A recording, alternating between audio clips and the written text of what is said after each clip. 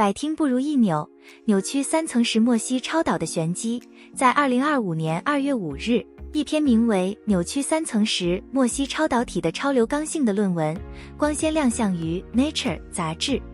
由哈佛大学的 Abhishek Banerjee 领衔的国际研究团队，用一长串看得头晕的名字和各种光谱分析，揭示了扭曲三层石墨烯 TTG 中超导性的新奇表现。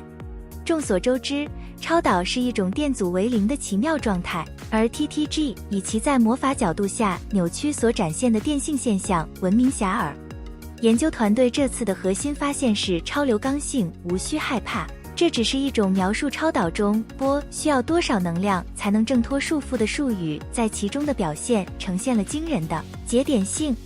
为了测量这些复杂的量，科学家们施展了一套高科技工具——射频反射测量技术，如同用显微镜观察蚂蚁的心跳。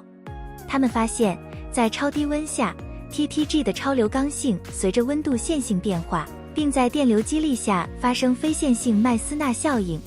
这些现象表明，超导体里所谓的节点结构搞怪的在起舞。这种节点奇妙就如同在恋爱中的小鹿乱撞，它揭开了超导机理中那张神秘的面纱。